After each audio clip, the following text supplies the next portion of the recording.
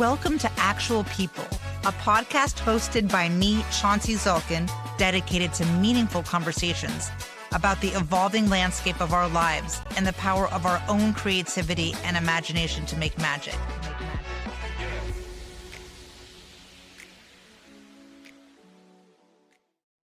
According to a Harvard study, over the next 2 decades, more than 27.7 million people will join the 50 and over age group.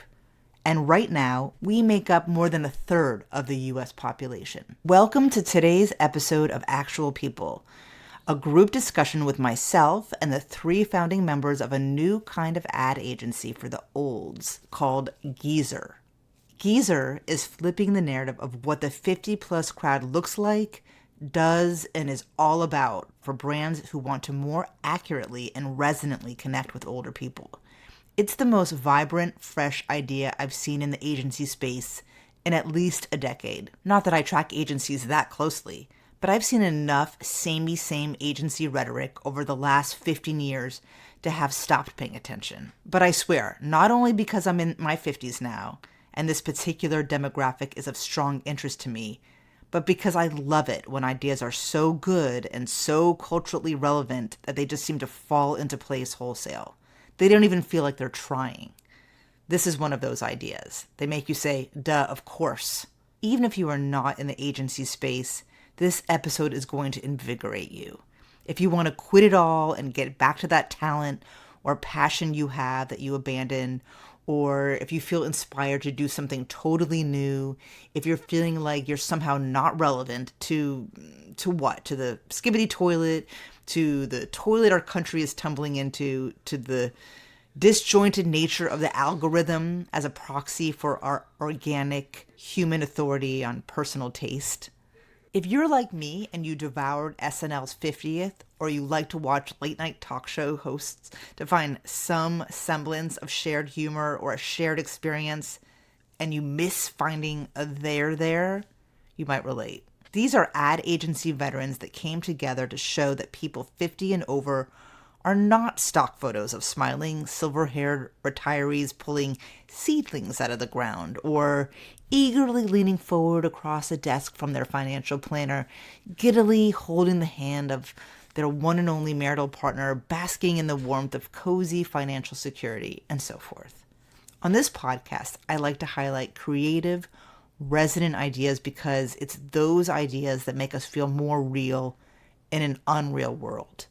So, without further ado, I bring you Karen McKinley, the executive creative director / writer whose idea it was, John Kieselhorst, her creative director partner from the visual side of things, and Brent Rivard, their CEO. I'm thrilled to have them as my guests, and brands should take heed. If you want to reach people over 50 authentically, you should embrace the fresh voices of creatives over 40, 50, and up, like the people at Geezer. They know what they're talking about. Not only are they of that age, but they have been in the business for over 20 years. They understand what works and what needs to change.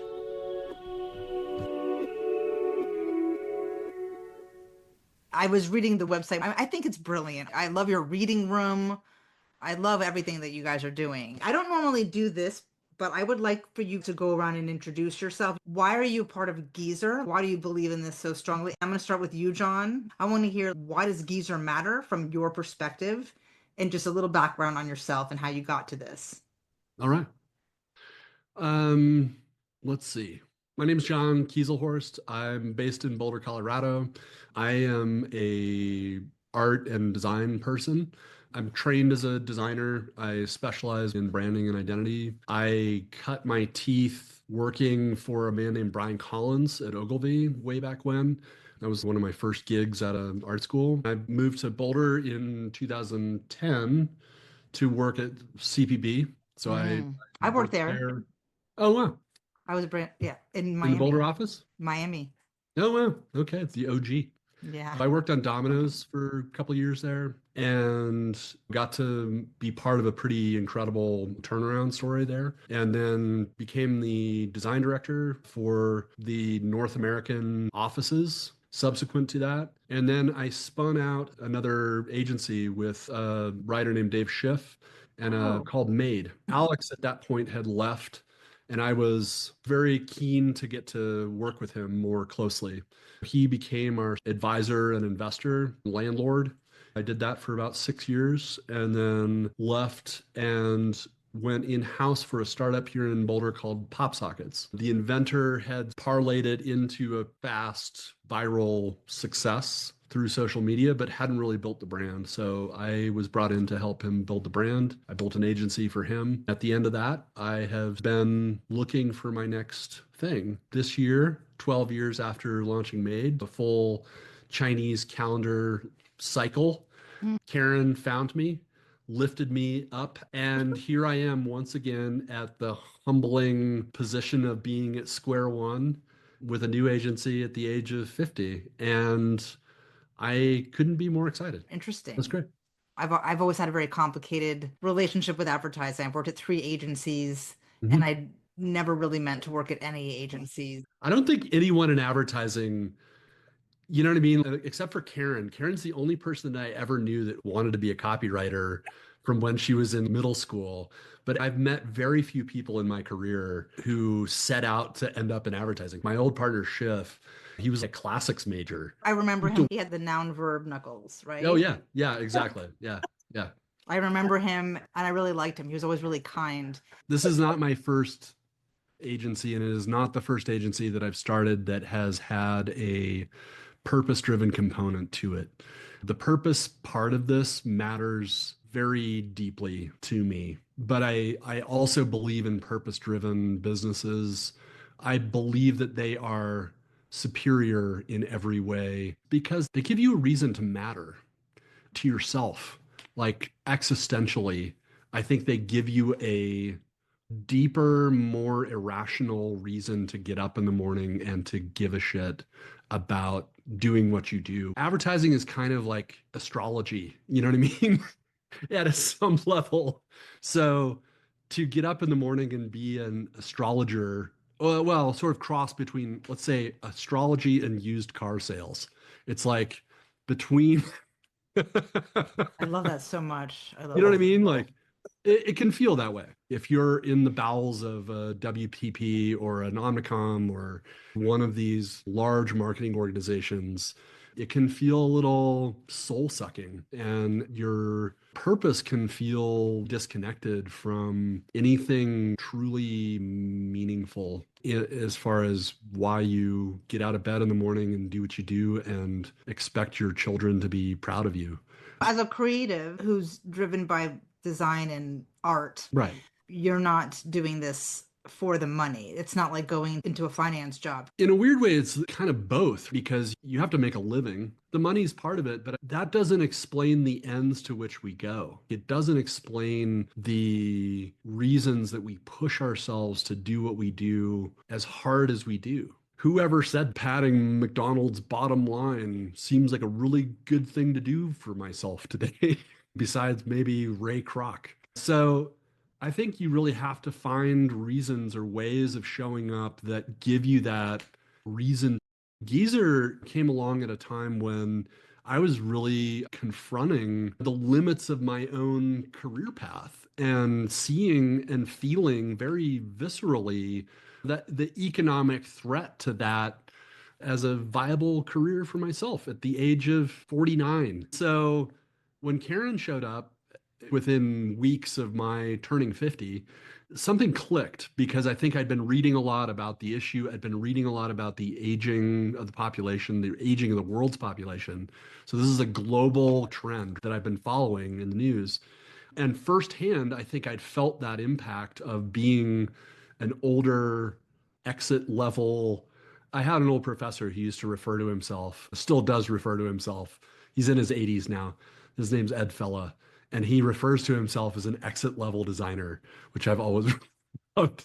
And so at age 50, to see yourself at that same exit level place, just felt really disconcerting because I do not see myself inside that way at all. You know what I mean? I see myself as very much mid-career with a lot left to give and a lot left to put on the table. The challenging part was admitting to myself that I was there because it didn't feel comfortable and it didn't feel cool. You know what I mean? When I was first presented with this idea, nothing had kind of clicked yet. The name hadn't been figured out and all that stuff. I was kind of like, I got off the first call with Karen and I was like, well, I mean, it's pretty compelling because there's this trend with people getting older.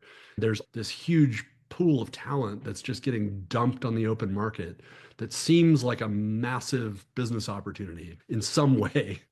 But the pieces hadn't all clicked yet. But the more we talked, and as the sort of name Geezer emerged from these conversations, I was like, man, that's compelling. Sometimes you can feel like you're casting about, but once you get that phrase or that name, you go, okay, that's it. We're in a totally different era where people don't get old the same way they used to get old. So Right. that old geezer is an anachronistic idea, but Yeah. that's how people are treated when we are living so much longer and so differently. We haven't caught up with the right ways of looking at your Right. lifespan. That's a good point. That's really what we're trying to do, flip that stereotype on its head. That's what that name unlocked was the flip of that script. Suddenly you were like, not only can I see myself wearing this on a t-shirt, I can see a 17-year-old or a 35-year-old or a 70-year-old wearing this. It did something in my head that connected those dots and flipped the script. And suddenly it was like, all right, you're taking ownership of the problem and you're shining it back out into culture. Reappropriating the idea of Yeah. aging, like the word bitch, for example. Exactly. Okay. That is exactly the parallel that got us to. And I think at that instant, both Karen and I were sort of like, all right. I mean, Karen Yeah. was the true believer of the two of us. She'd been thinking about this. But I mean, for me, all the pieces fell into place at that moment.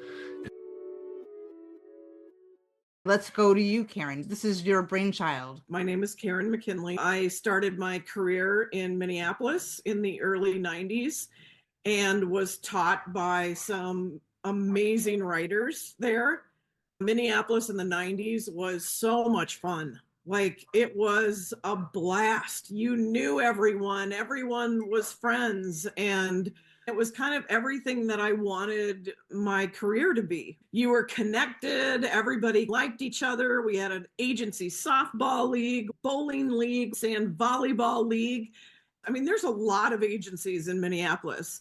We also had legends of the business like Bob Berry and Luke Sullivan, my boss, Pete Smith, that we looked up to, and they taught us. They actually mentored us. And I feel like in the last decade and a half, that's missing from this industry. What John and I wanted, and sometimes we have to remind ourselves of this too. We want everything we do to be fun. I felt like in the last 10 years, the fun's been kind of missing from this industry.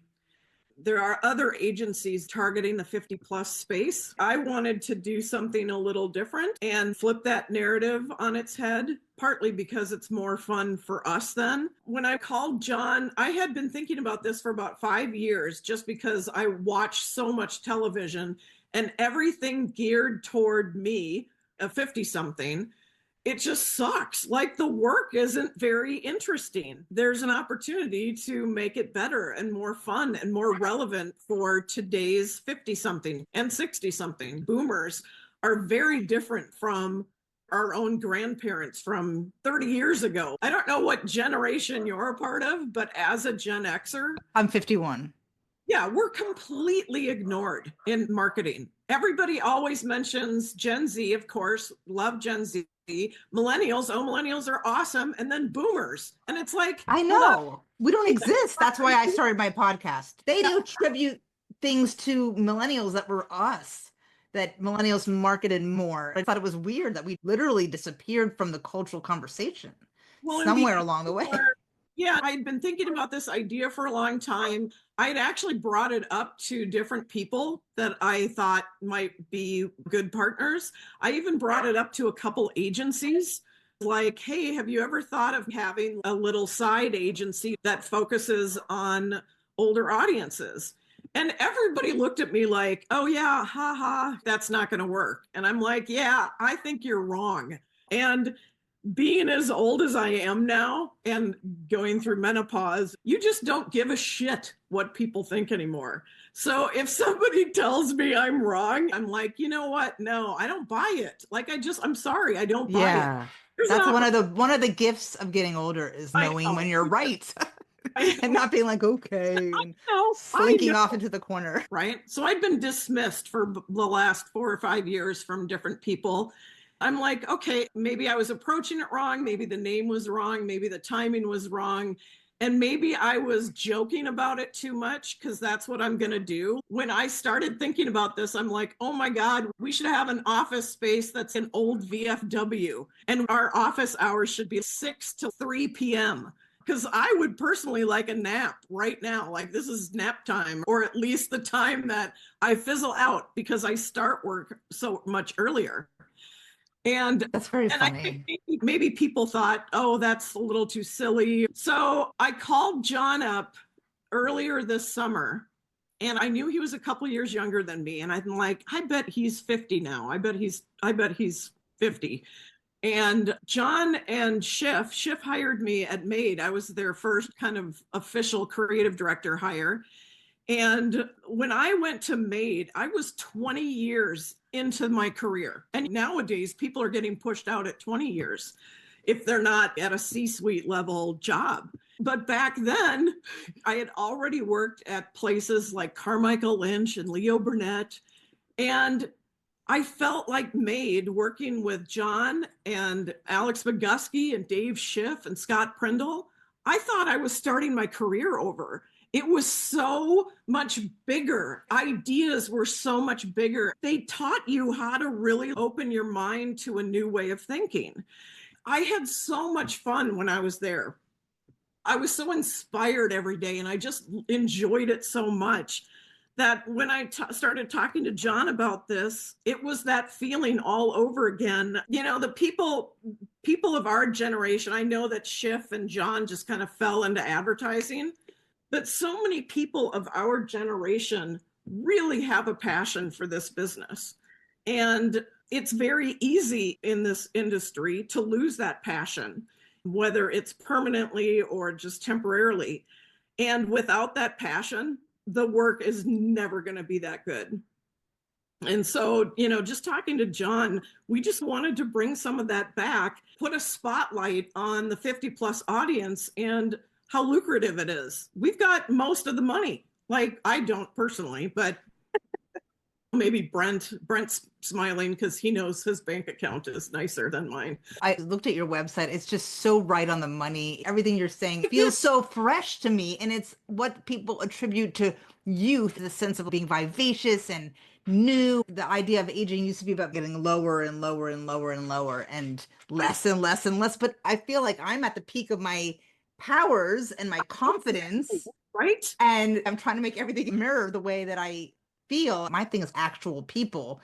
And that's sort of my interpretation of it is cutting through the shit and just talking to people. And most people I talk to are around our age because that's when you feel comfortable in your own skin and have something to say and to share. I don't give a shit if somebody doesn't like it. So you're more, No. more authentic, right? Like Like I felt very much second guessing myself when I was in the agency world. And I also felt very silenced. I'm a brand strategist. It's a little different. yeah. But I was very, I don't know if I was in the right role ever, but I digress. What I'm really interested in now is hearing what have you found? What have you learned when you're talking to clients and responding to RFPs? And where are you guys as an agency? That's where Brent can come into and talk about it.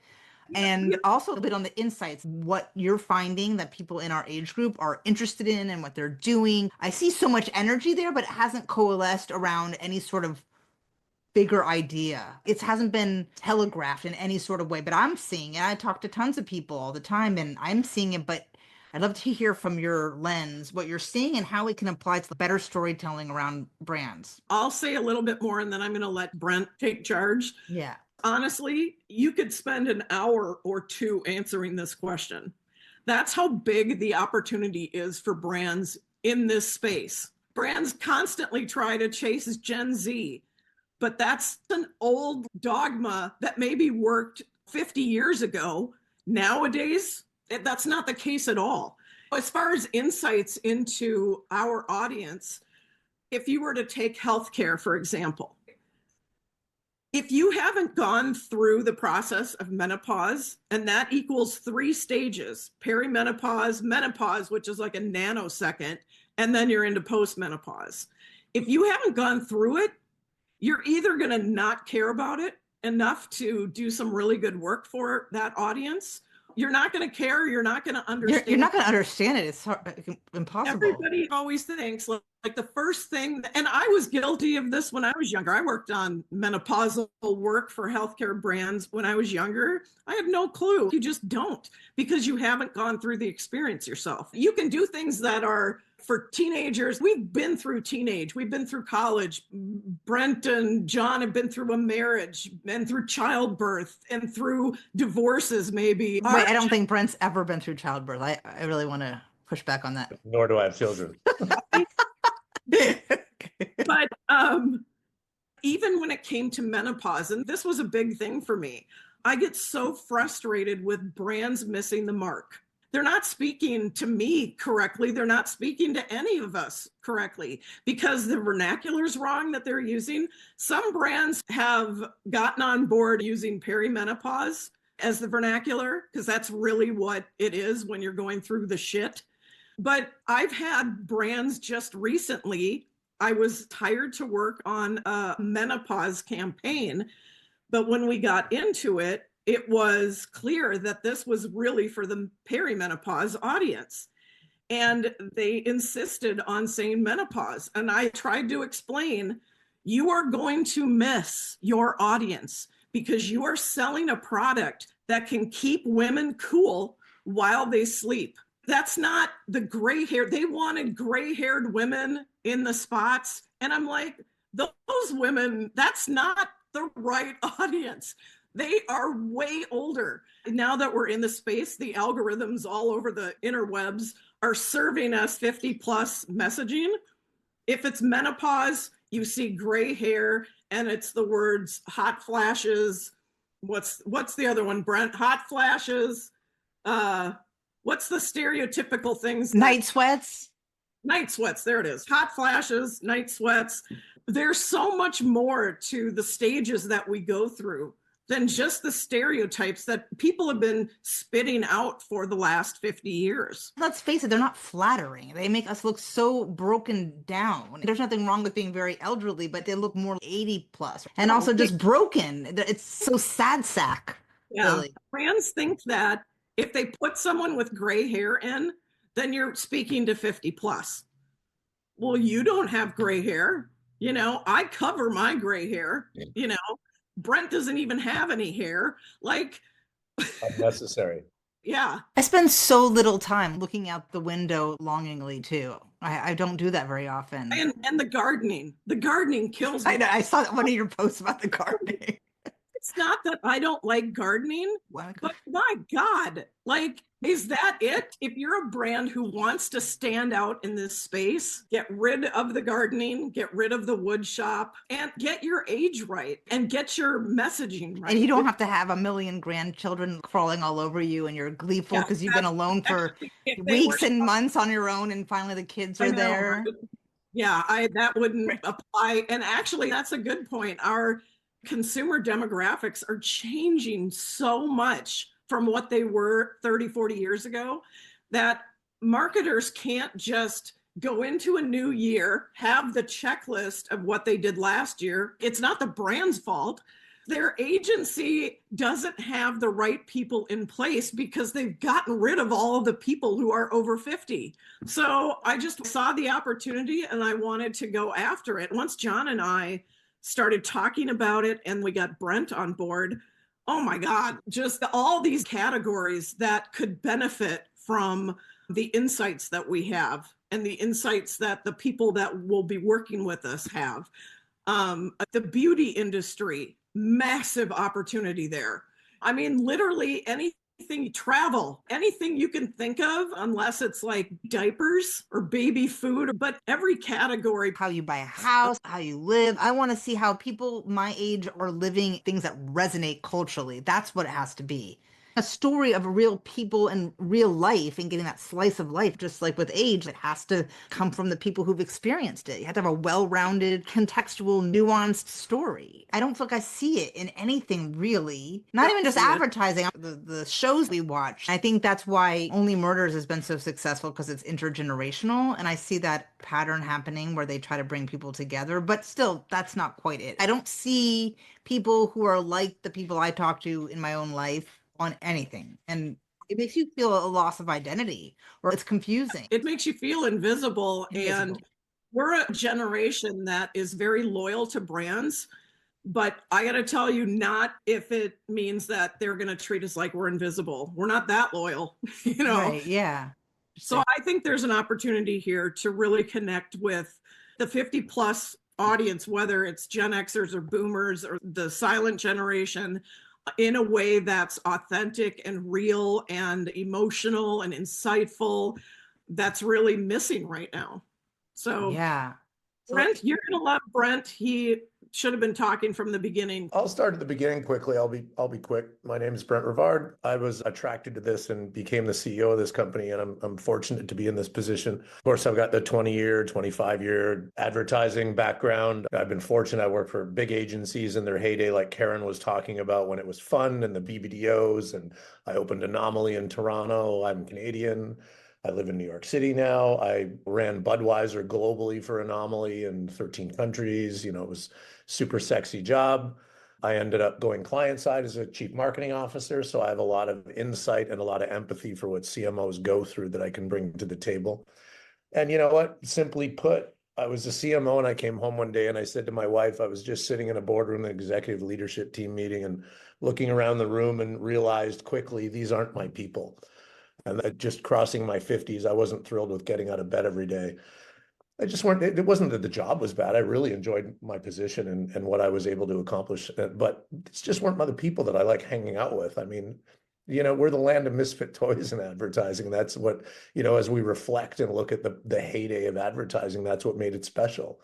Is, you know, you said you hadn't found your people, ended up in positions that they didn't go to school for or weren't educated for, and some did exceptionally well. But I got to this point in my career where I was looking for what was next. And I guess as you get older, you're like, could I do something more than just a job? Like, could I actually give back? Could I right a wrong? Could I fix something? If I was a billionaire, I'd be a volunteer in something 16 hours a day because it's more meaningful. And that's when I came across this notion of Geezer, and it's multifaceted. I mean, it's exciting because it's a startup. It's terrifying because it's a startup. It's exciting because you're righting a wrong and it's David versus Goliath. It's inspiring because of what you're setting out to do for brands. It's not their fault. They were trained one way and one way only. They still believe things that we grew up with in the 80s, like the lifelong value of a client. Well, of course we have to go after Gen Z, because if we get them, they're going to be our customer forever. You're like, yeah, and why don't we start talking about David Ogilvy on advertising? I mean, like, sorry, that doesn't work anymore. And then we have, you know, if anything, it sounds like it would be freeing. It's like giving permission to not do things in a way that's not working anymore. Right, which feels is like kind of liberating. rebellious, which is what ad people are. We're all kind of rebels at heart, right? We're not conformists. We do things different. Most dress different or don't adhere to the rules, and it's long hair and big, long, squirrely beards and, you know, people making $500,000 a year that look homeless. Right. Yeah. I mean, I guess that's where creative people end up, because that's how you can make money and be in business and be it's like, creative. You know, it's tattoos and sleeve tattoos and neck tattoos, but, you know, he makes more than the CEO of most companies, you know, or she. So he should be, Brent understands that not all of us. I was like, I don't know about that. Like, when I was growing up in this industry, it was incredibly sexist back in the 90s. As much fun as I had, oh my God, I was groped by one of my bosses at one point. When I worked, it was very sexist. Women were told to wear skirts to meetings. Yeah, I often had people put their back to me and not let me talk to the clients. I had a CEO ask who the account supervisor was on the 32nd floor. the tall one with the long legs. And could you put her at the reception counter and swap her out for the real receptionist when the clients show up for a pitch? And I was like, no, I won't do that. I will not do that. Yeah, smart. Yeah. So we put up with a lot of shit, but I just want people to know that even though 50 feels like the end of a career, that I should have enough money to retire, I do not. Right. And I would suck as a retired person. I would be so bored. we don't want to be put out to pasture anyway. Right. That's what's happening. It's exactly. The thesis of Geezer is really simple. It starts at the beginning with clients, and I was one, so I can have empathy. Being a client's hard. When I grew up, my dad opened the newspaper once every 6 months and checked the price of his stocks. Now in this day and age, you're scrutinized daily. You have a bad ad that goes out, you lost $150 million of market cap of your company that day. You're expected to grow, grow, grow, and grow. There is no tolerance for failure. Clients are having a real hard time. Finding the ability to grow has become very difficult. That scrutiny has led them to asking for more with the same amount of money, if not less. And they still want to be wowed at every waking corner with their agency and what the output is. The agency business has changed as well because of their clients, but they've refused to change how they do business. Their business model hasn't changed, and that's what's led to where we are today. They're scrutinized, and they're public companies, and they're accountable to their shareholders. So if you're an agency CEO, well, you want to hit your bonus. That's what drives. I mean, if you ever want to understand every silly decision that's made, just follow the money. So what's happening is that agency CEOs are like, well, you know what? We've seen it. We'll consolidate. So we'll take 5 nameplates. We'll consolidate into one. So I get rid of 4 CEOs, 4 ECDs, 4 heads of planning. And then on top of that, I'll be like, let me look at these line items. I'm going to get rid of that. All these people that make 350 plus, let's throw them. Let's replace them with 150s. And now we have 36-year-olds that are executive creative directors of agencies. And that's flawed. And it's not their fault. It was handed to them. But the evidence is the work is horrible. Watch Super Bowl the last 3 years. Horrible. It used to be the mecca of advertising. There were 2 Super Bowls going on. There was the game, and then there was the game, right? The game of advertising. So here the work's gotten horrible. We're not driving client business. So this is the proof of what I'm saying is true. And then we do the revolving door. We've got companies like Panera Bread that are on their 5th agency in 8 years. It's just a revolving door. We're unhappy, pitch. We're unhappy, pitch. We're unhappy, pitch. And nothing's changing. So that's a long-winded way of saying that's the other thing that attracted me to this is be like, guys, time out. Business model needs to change. Telling your clients where the growth is needs to change. You can't be afraid to tell them. We used to be the rebels that pushed back at our clients and forced them to look at the world from a different angle. And here's where you're going to find the money that you're looking for. And now it's become the client-pleasing business. Just do whatever your client asks. Like, do not lose this account. It's 11 million in fee. As opposed to, we're going to make it a 15 million in fee client because we're going to work with our clients and we're going to deliver the value that they hired us for. So what we're doing, getting forward to your question earlier to Karen, is that this is hard. And that's good too, because nothing great is going to be easy. And if it was easy, everybody would be doing it. This is hard. We're forcing clients, like I always, and I don't want to be disparaging to clients, so I don't want this to sound as bad as it is, but I look at the client side of the business and the agency side of the business present day as like, I'm Canadian, so it's like watching 6-year-old play hockey, right? Or it's like 6-year-olds play soccer, right? They just all follow they don't spread out and look from a different angle and try to see and strategize. They're just chasing the shiny object. Now it's, I spent 350 million on AI. I spent 400 million on AI. Good for you. And where's your great idea that delivered results for your client? Because they're all doing the same fucking thing. And it's exhausting, but it's going to be hard what we're doing because we're forcing a client to go, the lifetime value that you were taught through Proctor and blah, blah, blah, and all of the regimented stuff is flawed and it's wrong and it doesn't exist anymore. It did exist at a time. And, Karen and I and John have talked at length to go like, we're asking a client to go see the stone over there, way in the distance. You haven't lifted that one up. You've lifted all the others. and you continue to do the insanity that you do, like, Karen mentioned the beauty industry. Is Ulta, Sephora, Walmart, and Amazon going to keep chasing the 17-year-old girl? You're all fighting, you're all following the same puck, right? How about you go, wait, there's this woman and man over here that have a ton of money, and I'm going to look for growth somewhere else, because they're not finding it when they are. They're all adjusting their guidance every quarter down.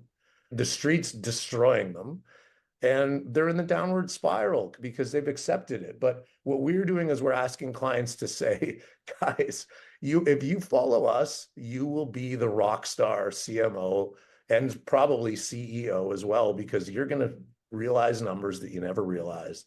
But you have to trust us, and you have to do it with the people that are in that segment. We talk about the current agency business. It's amassed a bunch of young generalists, yet the client's problems are highly specialized. These are finite, specialized problems. And again, the symptom is we had to go 7 rounds of creative to get to a mediocre output. It took them 6 rounds of creative to get to understand what business you're even in. But a 50-year-old going through, as what we've used as the example, has gone through perimenopause, menopause, and postmenopause. Probably I want that person to work on the menopause product. Well, not only that, but it used to be as you got older, you lose relevance because you don't know what's cool anymore. You don't know what's going on. But that's not really the way it works, is it? Everyone is part of what's going on in different ways. And also, if you've done all these different phases and you've been a parent and you've been a grandparent, then you actually have more of an understanding of that bigger picture. If it's commerce, it all starts from follow the money. Follow the money.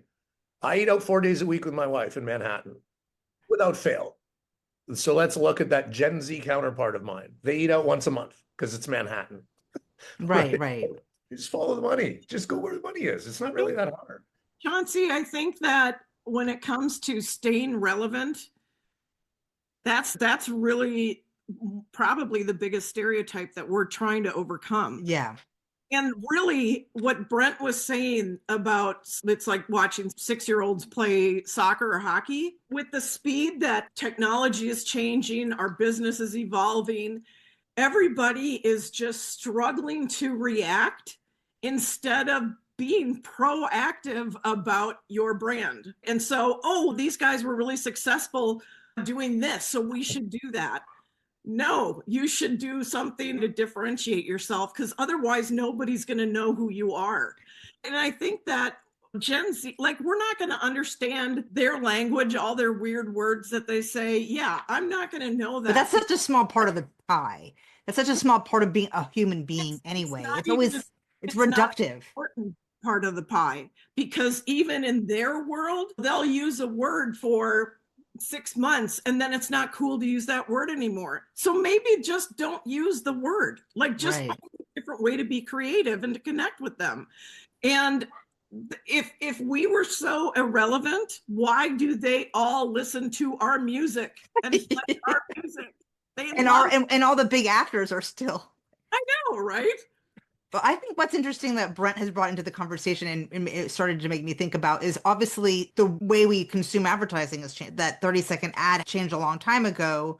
I want to bring that back. What we've lost in this business, storytelling, finding a way to either make someone laugh or cry. You can't do that in 15 seconds. You could probably make them laugh if it's like a prank thing, but for a brand to truly connect with a person on an emotional level, you need more time. I don't have exposure to ads very often because of cord cutting and streaming, and the ads I do see, it's like a local bank or some weird thing that just repeats itself, like in the Olympics. I kept seeing the same 4 ads. If these were good 30-second spots, you would watch them. If the spots were what they were in the 90s, it wouldn't be so painful to watch 30 seconds of it. But 15 seconds, if that's what your plan is and you're not going to do 30 seconds of content and you think 15 seconds is the answer, you better be doing a lot of other stuff surrounding that to connect with your audience, because it's just not enough. Whether it's 15 seconds or 30 seconds or 1 minute, if it sucks, it's never going to register. How can you package content that talks about brands in a way that's relevant now that is also relevant to our audience. People go right to the tactics. Now we're in an era of advertising where everybody's panicking. Like Brent says, CMOs are trying to save their own job because they know as soon as they become CMO, their days are numbered. Really sad. After a year or two, they're gone. A CMO needs time to make their mark. This is not something that happens overnight. So instead of thinking about tactics, okay, we need social, we need this, we need that, back up a second. What's your business problem? Let's try to solve that, and let's think big about it. What's that press release that Alex Bogusky always wants to see first? What does that press release say for your idea? Let's start there, because starting with tactics, you're going to fail. It's very fear-based. People are moving very quickly. They're very panicked. Everything's panicked. You've just got to strategize and work your way around. Nils Leonard from Uncommon had a great quote that was like, Google charges clients cajillions of dollars to advertise and then charges people to not see them. Yeah. Freaking brilliant, right? Yeah. But you just need to strategize. To Karen's point, it's like solving your business problem. It might not even be an ad. How do we talk to it's not just 22 years old where they're getting it wrong anyway, in these ways that are really relevant now, where social media is going down and becoming frustrating for people? What are some ideas and thoughts that you guys have around the delivery also for your core audience? Well, I mean, that's what's great is, like Karen said, that our core audience at least likes storytelling and remembers the storytelling and misses the storytelling. A compelling line, a beautiful out-of-home board that just captures your imagination is what we were built on. I mean, what I love about Geezer is its simplicity. It seems so simple, and the simplest advertisings are great. Colin Kaepernick's face for his Nike ad of stand for something, even if it means losing everything, that could have been a selfie.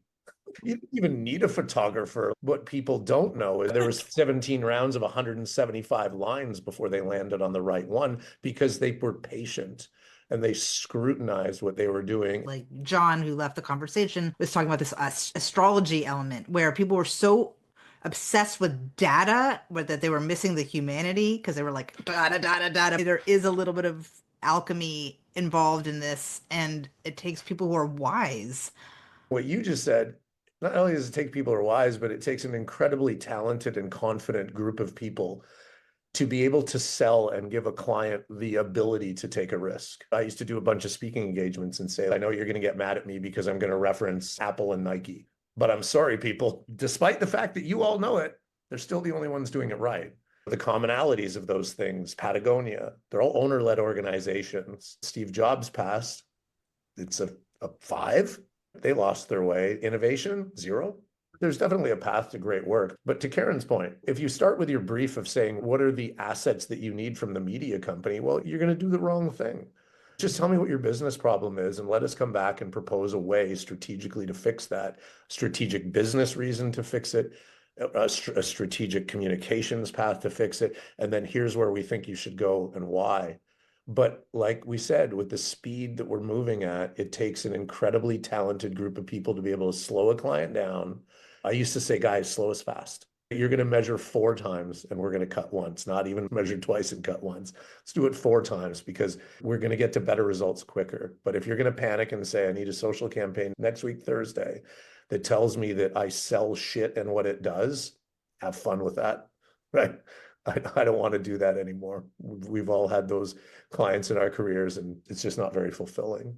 It's not right. These are public companies. It's a disservice to your shareholders. I like this idea of slowing people down and making them feel comfortable slowing down financially. What is the business case for slowing down? You can do 5 executions and fail over a 2-year period, or we can strategize and take the time to do the first one properly and realize success.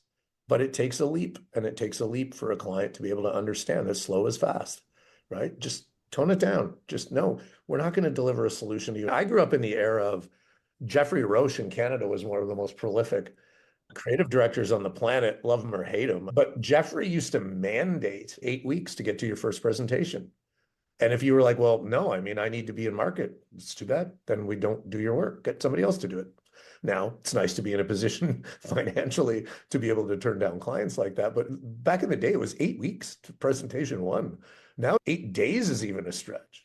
Yeah, interesting. Where are you guys now with Geezer? We started this business without an investor and without any clients. John and I and Brent decided that, you know what, our first client is Geezer. So that's our first client. And chasing that and growing the business. I think so many agencies launch and they start or they name themselves and they didn't spend enough time thinking about their own brand. And that's why people responded the way they did to our launch. I actually thought nobody would give a shit. I thought we would push and then we'd both be looking for other jobs like in a week, right? And it blew up. And I think the reason why it blew up is because we're actually an agency that has a point of difference. Like we're different. A point of like, view. Point of view and a positioning that actually is a positioning. We've positioned ourselves in the market. This is what's missing though. Really, people don't have a point of view anymore. Nobody does. And when you ask, oh my God, I mean, when you look at websites of ad agencies and they all have like some little written paragraph or a line or something. Yeah, we are creating the future, you know. Doing that and it's Through just data science and yeah. And we understand, we are the only people who actually understand AI completely. I know. We are AI experts. They all talk about doing something different for their clients and this and that, and it's all bullshit because they're not any different than any other agency. And I think that's why we stand out, is because we are so different. The name is different and what we're going after is completely different. And I think it shook people up. Like, I don't know, maybe they just needed to happen. And now we've given permission for people to talk about what's going on in the ad world. Because I think people it spreads out to other things too. I'm like thinking, you guys should start a magazine. I'd get involved in that. Yeah, we've had a lot of obscure thoughts, let me tell you. It doesn't have to just be an ad agency. We've had a lot of line extensions, but we've decided to focus. But then on the client side, we're at the beginning stages with a lot of really interesting conversations and surprising conversations and surprising companies that have reached out and things we didn't expect, you know. Tech companies run by 36-year-olds that raised $20 million in France, discovering that their core consumer they thought was going to be a 28-year-old and it's a 58-year-old. We need to talk. So it's been really interesting so far, and we're looking forward to seeing where these things go, what becomes core client that takes the leap, that says, you know what, I'm fed up. I want to do things different. And the fun thing with us too is that we don't need to take over your whole business and be your AOR. We're very niche. We're going after the 50+ market with 50+ creatives.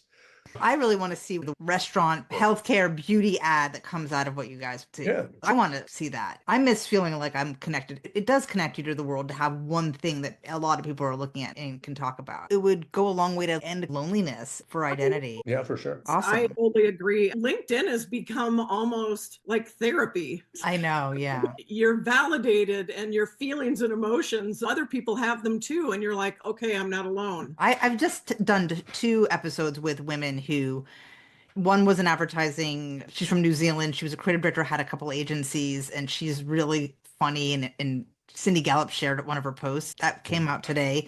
And there was another woman just spilling her heart out. And they're really beautifully written posts about her own experience with getting pushed out of the workplace. And it's not a boohoo, poor me. I mean, she's got a lot of It's just become a reality. My ex-husband and I, we had a brand documentary company, and he's been in like New York Times and Condé Nast Traveler and stuff, and he just shot this thing in Wyoming. I think he's in the house right now. And we had a business together when we were married, and we did stuff for Beyond Meat and Comcast and PNC Bank, lots of Timex. And it's been tough for both of us. Now I have a podcast. I had some executive marketing leadership, little tech company roles, and went back to the agency world. That wasn't so great.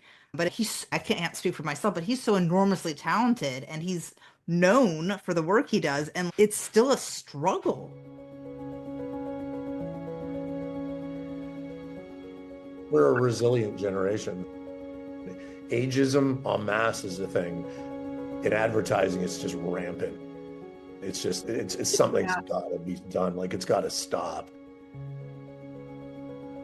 It is a struggle. We think we're in a particularly good space with respect to timing. Even in the couple months since this thing started, and maybe it's because we're in it that we're noticing it more. It's kind of like when you decide that you want to buy a certain car. I'm noticing that these are big topics now. They're big conversation. I think that you're going to see it start to change.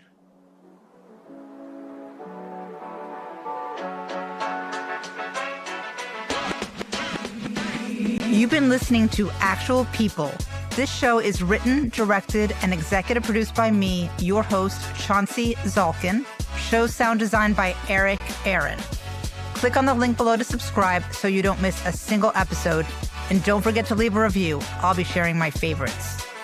You can find our socials and all links to deeper dives into these topics at chaunceyzalkin.com and on my Substack at chaunceyzalkin.substack.com. Actual People is available wherever you get your podcasts.